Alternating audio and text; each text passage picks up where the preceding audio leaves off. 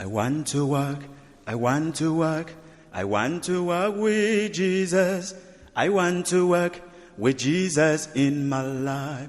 Lord, I really wanna. I want to work. I want to work. I want to work with Jesus. I want to work with Jesus in my life. Lord, I really wanna. I want to work. I want to work. I want to work with Jesus. I want to work with Jesus in my life.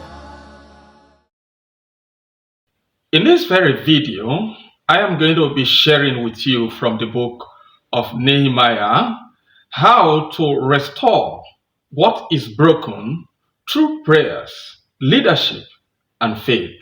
Nehemiah was neither a prophet nor a priest, and he lived in exile in Babylon, being a cupbearer to King Artaxerxes in Persia.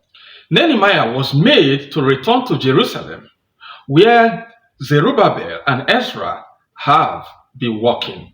At this point, even though that the children of Israel has returned and they have started settling down, they have started building the temple, the worship place, and then the walls. At the same time, even though they have been restored spiritually, they needed to be secured in terms of their walls. There is no security, physical security. And what happened? God has to make sure Nehemiah from the king. He came to ensure he strengthened them. The book of Nehemiah teaches us that God does not only restore our spirituality, he will also ensure he raises leaders that we provide leadership to ensure our lives are also physically secured. We remember from other books that we have taken, like the book of Ezra, we saw how Ezra walked and they ensured they built the worship place after captivity. 70 years of captivity, and the children of Israel has returned and restored. In the time of Nehemiah, the walls of the city of Jerusalem were rebuilt. You see, if we compare our lives with that of Israel, there is time for restoration if you trust the Lord. I am now going to share 5 key lessons we can learn from today from the book of Nehemiah. From the book of Nehemiah chapter 1, we saw the power of prayers, the power of a burden.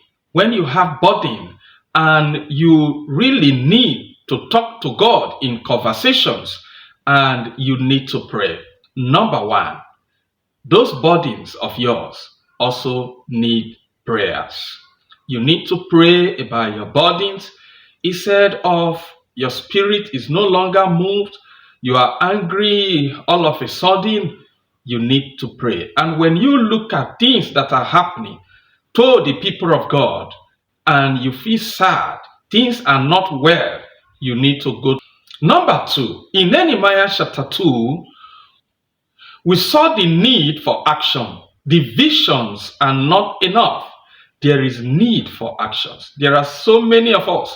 We have a lot of things we want to achieve in our lives, and we keep sitting down. We keep complaining. We keep doing all sorts of things that doesn't lead you to achieving your vision. Complaining and telling stories of things you want to achieve in this life takes nobody anywhere. You need to take action. Apart from prayers, talking and conversing with God about your life, what is going on, and also you need to take actions. Number 3 lesson we could learn from the book of Nehemiah is in chapter 4 of the book of Nehemiah. That is, the oppositions that they were facing, as we learned previously, that Ezra, people came and they opposed them not to build the worship place of God, not to build anything in Jerusalem. All those oppositions still till the time of Nehemiah were there. And when Nehemiah came, all these were to be overcome. And this is what we saw, that Nehemiah with the people, with Ezra, all of them, they were able to restore the walls of Jerusalem, and the city was secured. Apart from prayers, you need to take action, and from actions, you must overcome opposition, and that is number 3. Lesson number 4, or insight from number 4 from the book of Nehemiah, is that unity, teamwork is very important.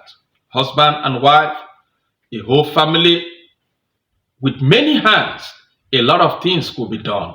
Difficult things could be done. And that is what happened when the exiles returned from Babylon and they returned to Jerusalem.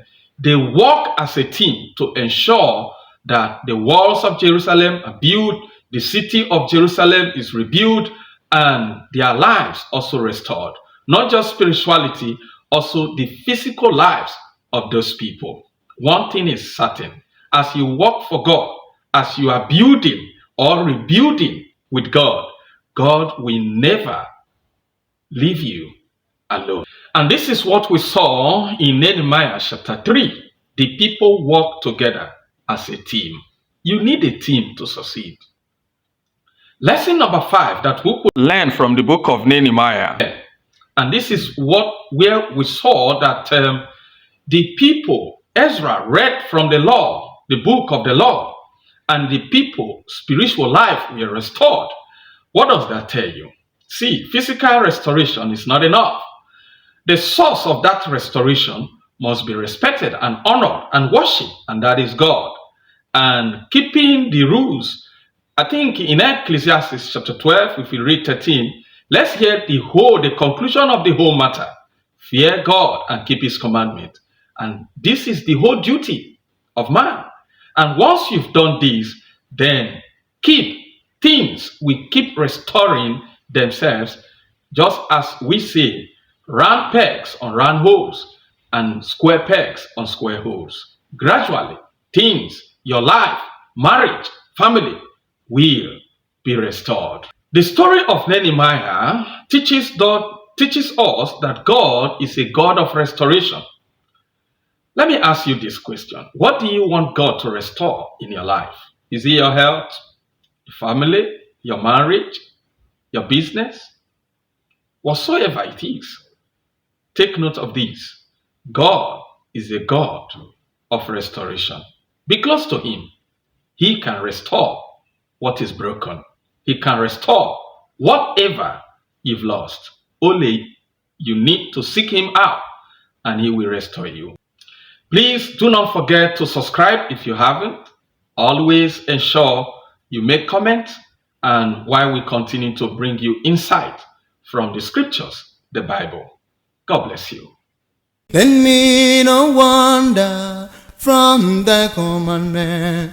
With my whole heart I seek thee. Let me no wander from thy commandment. With my whole heart I seek thee, Lord. Let me no wander. Oh, let me no wander. Oh, let me no wander. Oh, let me no wander. Oh, let me no wander. Worship with the Church of Christ near you. And remember to subscribe and share our videos. God bless you. I am bowing before you. Father, let me no wander. I am